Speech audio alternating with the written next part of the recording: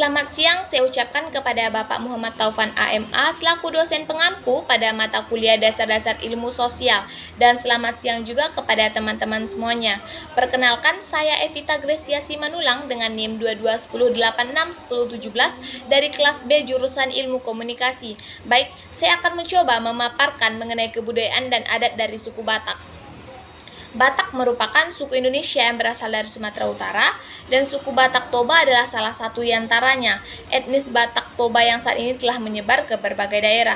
Ciri khas dari suku Batak yaitu memiliki suara yang unik, yaitu suara terdengar keras dan memiliki intonasi berbicara yang tinggi. Tetapi hal ini tidak menandakan bahwa seorang itu adalah orang yang pemarah, tetapi sebenarnya ia memiliki hati yang lembut.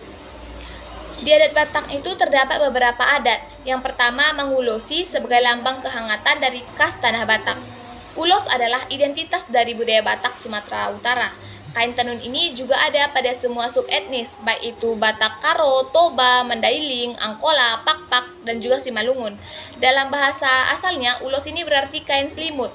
Nenek moyang dari suku Batak adalah orang gunung, dan karena terdorong dinginnya hawa pegunungan, maka tertua suku merajut lembar kain spesial sebagai kain sarung selimut selendang untuk orang-orang yang ia sayangi. Lambat laun ulos ini menyatu dalam budaya tradisi bahkan religi Batak. Ada yang makna dari setiap motif, warna ataupun cara dalam pemakaiannya. Ia hadir dalam upacara pernikahan, kelahiran, bahkan kematian, dan ulos ini tidak sekedar hanya dipakai sebagai bagian dari busana, dan bisa menjadi sebuah simbol dari sebuah doa untuk mendapatkan berkah yang kadang dirafalkan dalam iringan tarian tortor. Dalam budaya Batak ada tradisi mengulosi, yaitu proses dalam mengalungkan kain ulos ke pundak orang yang dirunut. Dari sejarahnya, mengurusi memiliki makna yaitu memberikan perlindungan dari segala gangguan.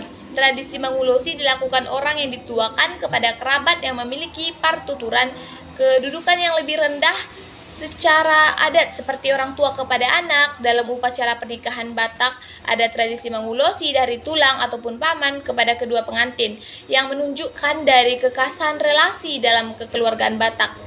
Setiap jenis ulos memiliki kegunaan masing-masing. Ulos bolehan sunting dipakai sebagai selendang pada acara kematian. Ulos ragi hotang biasa menjadi kado untuk pengantin, dan ulos ragi huting yaitu sering digunakan garis Batak dengan cara melilitkan di dada ataupun dikalungkan di leher oleh orang tua yang sedang dalam perjalanan. Dalam perkembangannya, bentuk dan fungsi ulos ini juga makin beragam, dan setiap ulos Batak itu memiliki pandangan yang tidak sepenuhnya sama tentang ulos. Maka ulos ini berkembang dalam bentuk, ukuran, dan juga motif yang lebih kaya. Ulos juga telah lama menjadi produk budaya yang punya nilai ekonomi. Maka persamaan yang masih kental dalam hal ulos yaitu teknik tenun tangannya yang relatif tidak berubah, dan produksi ulos pada dasarnya itu tidak berbeda dengan tenun biasa. Hanya saja yang membedakannya adalah mutu bahan saku dalam pengerjaannya. Maka untuk mendapatkan ulos bermutu tinggi, maka perlu penanganan seksama mulai dari proses membuat benang hingga menjadi kain. Yang kedua, partuturan. Partuturan merupakan sistem kekerabatan dalam berinteraksi sosial di dalam suku Batak, dan tidak hanya itu, partuturan ini merupakan dasar dari kehidupan untuk bagaimana kita dan cara kita saat memahami sekaligus dalam melaksanakannya. Partuturan tidak terlepas dari yang namanya falsafah Batak, yaitu Dalihan Tolu, yang dimana falsafah ini memiliki arti yang besar bagi suku Batak, yaitu Somba Marhula-hula, Elek Marboru, dan Manak Merdingan Tobu. Maka terdapat beberapa partuturan Batak. Yang pertama, Simatua Doli, di mana panggilan ini merupakan panggilan untuk mertua laki-laki atau amang tua dari suami atau istri kita, dan biasanya dipanggil dengan kata amang atau bapak.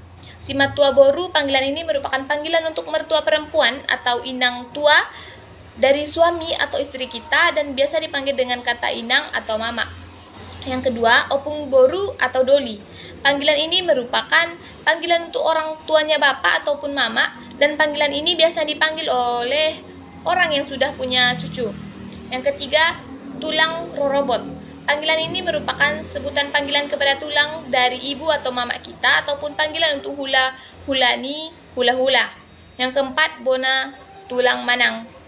Bona hula, panggilan ini merupakan sebutan panggilan kepada tulang orang tua kita laki-laki ataupun itu dari opung kita. Kelima, Bonaniari. Panggilan ini adalah sebutan panggilan orang tuanya opung dari orang tua laki-laki atau bapak kita. Yang keenam, tulang. Panggilan ini merupakan sebutan panggilan untuk kakak ataupun adik laki-laki dari mama atau ibu, sementara nan tulang merupakan panggilan untuk istri dari tulang. Yang ketujuh, tunggane atau lae. Merupakan panggilan untuk kakak ataupun adik laki-laki dan adik dari istri, dan kata ini diucapkan khusus untuk laki-laki, sementara inang bou merupakan sebutan panggilan untuk istri dari lae. Yang kedelapan, tulang naposo dan nan tulang naposo. Tulang naposo merupakan sebutan panggilan untuk anak dari lahir kita, sementara nan tulang naposo merupakan sebutan panggilan dari istrinya lae. Yang ketiga yaitu dalihan natolu. Dalihan memiliki arti yaitu sebuah tungku yang berasal dari batu, sementara dalihan natolu merupakan tungku tempat memasak yang diletakkan di atas dari 3 batu, dan ketiga dalihan yang dibuat berfungsi sebagai tempat tungku dan tempat memasak di atasnya.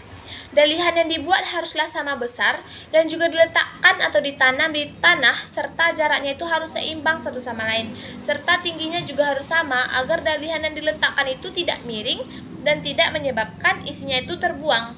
Dulunya kebiasaan ini dipicu oleh masyarakat Batak yang khususnya Batak Toba yang memasak di atas 3 tumpukan batu dengan bahan bakar kayu. 3 tungku jika diterjemahkan secara langsung dalam bahasa Batak Toba maka disebut juga sebagai dalihan natolu, tetapi sebutan dalihan natolu paupat sihal-sihal merupakan falsafah yang dinamakan sebagai kebersamaan yang cukup adil dalam kehidupan masyarakat Batak. Sehari-hari anak tungku ini merupakan bagian dari peralatan rumah yang paling vital untuk memasak, dan makanan yang dimasak baik itu makanan dan juga minuman untuk memenuhi kebutuhan hidup anggota keluarga. Biasanya memasak di atas dalihan natolu ini terkadang tidak rata karena batu penyangga itu tidak sejajar. Maka agar sejajar digunakanlah benda lain untuk menyanggal, dan dalam kehidupan sehari-hari kebanyakan orang Batak menambahkan benda untuk mengganjal yang disebut sebagai sihal-sihal. Berikut penjabaran mengenai filsafatnya dalam kehidupan Batak Toba. Yang pertama, somba marhula-hula. Hula-hula dalam adat Batak adalah keluarga laki-laki dari pihak istri atau ibu yang lazim disebut tunggane oleh suami dan tulang oleh anak. Dalam adat Batak yang paternalistik, yang melakukan peminangan adalah pihak laki-laki, sehingga apabila perempuan sering datang ke rumah laki-laki yang bukan saudaranya, maka disebut sebagai bagot, tumandangi sige. Artinya dalam budaya Batak, tuak itu merupakan minuman yang khas, dan tuak ini diambil dari pohon enau, maka sumber tuak di pohon bagot berada pada mayang muda yang diagat. Untuk sampai di mayang maka diperlukan tangga bambu yang disebut dengan sige, dan sige ini dibawa oleh orang yang mau mengambil tuak. Itu sebabnya perempuan yang mendatangi rumah laki-laki itu dianggap menyalahi adat. Pihak perempuan itu pantas dihormati karena mau memberikan putrinya sebagai istri yang memberikan keturunan kepada satu-satu marga, dan penghormatan ini tidak hanya diberikan kepada tingkat ibu tetapi sampai tingkat ompung dan seterusnya. Yang kedua, manat bardongan tubuh. Dengan tubuh dalam bahasa Batak yaitu memiliki arti kelompok masyarakat dalam satu rukun marga, dan satu marga suku Batak ini mencapai ratusan marga induk. Silsilah marga-marga Batak itu diisi oleh satu marga, namun dalam perkembangannya marga tidak memecah diri menurut peringkat yang dianggap perlu walaupun dalam kegiatan adat menyatukan diri. Dengan merdongan tubuh dalam Batak selalu dimulai dari tingkat pelaksanaan adat bagi tuan rumah atau yang disebut dengan suhud.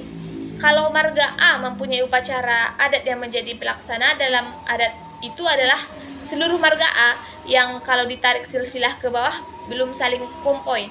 Gambaran dengan merdongan tubuh adalah sosok abang dan adik secara psikologis dalam hubungan sehari-hari, yaitu hubungan antara abang dan adik itu sangat erat, tetapi suatu hubungan itu akan renggang bahkan dapat menimbulkan perkelahian.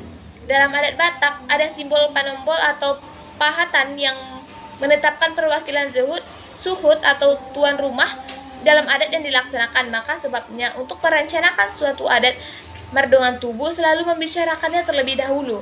Hal ini berguna untuk menghindari kesalahan dalam pelaksanaan adat.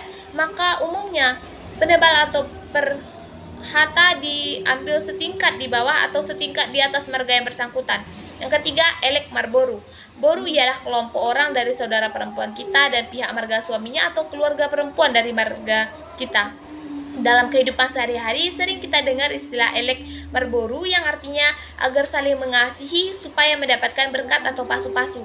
Istilah boru dalam adat Batak tidak memandang status jabatan kekayaan, maka sebab itu mungkin saja seorang pejabat harus sibuk dalam suatu pesta adat Batak karena posisi saat itu sebagai boru. Pada hakikatnya setiap laki-laki dalam adat memiliki 3 status yang berbeda pada tempat atau adat yang diselenggarakan. Misalnya waktu anak dari saudara perempuan yang menikah pada posisinya itu sebagai hula-hula, dan sebaliknya jika marga dari istrinya mengadakan pesta adat dan posisi sebagai boru dan sebagai dengan tubuh saat teman semarganya melakukan pesta. Ketiga istilah dalam Dalihan Natolu tersebut melekat pada diri setiap orang Batak. Setiap orang Batak pada suatu waktu akan berposisi sebagai salah satu diantaranya hula-hula atau berposisi sebagai boru atau berposisi sebagai dongan tubuh. Hal ini tergantung sebagai apa posisinya dalam adat pada waktu sebuah pesta adat dilakukan. Yang keempat yaitu Mangongkal Holi. Mangongkal Holi merupakan sebuah tradisi membongkar kembali tulang belulang dan menempatkannya kembali ke suatu tempat yang ditempatkan di sebuah tubuh. Mangongkal Holi adalah salah satu kekayaan kebudayaan masyarakat Batak Toba yang hingga saat ini masih dilestarikan. Bentuk dari Mangongkal Holi ini adalah upacara. Secara tradisi dikatakan bahwa upacara ini akan ada jika terjadi arwah dari seorang dalam satu keluarga itu datang kepada salah satu anggota keluarganya yang masih hidup, baik itu melalui mimpi ataupun lewat penglihatan, dan ia memohon untuk dapat memindahkan tulang belulangnya ke tempat yang lebih layak. Upacara adat Mangongkal Holi dilakukan oleh sekelompok marga untuk mendirikan monumen ataupun kuburan bagi nenek moyang mereka, yang kuburan barunya biasa berbentuk monumen tugu sebagai penanda asal-muasal nenek moyang atau leluhur dari rumpun marga tersebut. Teknis dan proses pelaksanaan tradisi Mangongkal Holi dilakukan dengan mengangkat tulang belulang leluhur yang telah lama meninggal, dan dalam silsilah marga Batak dimulai dari leluhur pertama, kedua, ketiga, dan seterusnya. Satu kuburan bisa menampung lebih dari 4 atau lebih jasad leluhur yang dimasukkan ke dalam, dan itu bergantung kepada besarnya monumen dan banyaknya silsilah marga yang hendak dimasukkan holi atau tulang belulang. Dan jika suatu hari seorang anak Batak di perantauan ditanya dari mana marganya, maka monumen tugu leluhur ini sebagai penanda asal-muasal marga dan adanya holi leluhur di dalam kuburan yang berbentuk monumen atau tugu tersebut. Dan sebagai contoh, monumen tugu marga Si Dauruk yang berada di Pulau Samosir, Sumatera Utara. Sekian pemaparan mengenai kebudayaan dan juga adat dari Batak. Sekian saya ucapkan terima kasih.